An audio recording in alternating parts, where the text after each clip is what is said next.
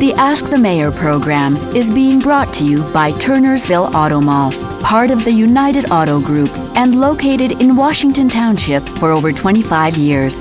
Turnersville Auto Mall. This program is sponsored by Turnersville Auto Mall and the Turnersville Collision Center, located on the Black Horse Pike in Turnersville, Washington Township.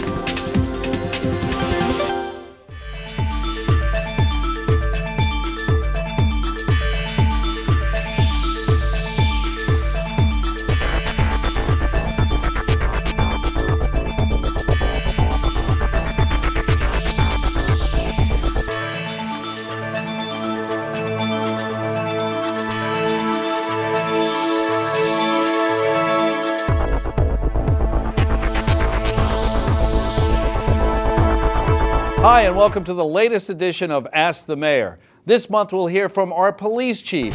Good luck. Learn about a tribute to local firefighters, and in honor of the Academy Awards, we'll even hear some Washington Township residents perform their favorite movie theme songs. Grease lightning, go grease lightning! We have a lot of ground to cover tonight, so let's get things started with an update on a story we brought you last year. Last spring, we heard from some folks in the Grenloch community who wanted information about repairs to the dam located on Central Avenue. Well, I'm happy to report that those repairs are now complete, and the new dam was dedicated at a brief ribbon-cutting ceremony late last month. There's some rich local history surrounding the Grenloch Dam. Let me refresh your memory. The dam was originally constructed in 1907 when Grenloch Lake was a popular swimming attraction, complete with children's rides and a full amusement park. In 1940, a devastating flood washed out the wooden dam, and it was later reconstructed. About 5 years ago, the dam was inspected, and structural damages caused by years of wear and tear were shown.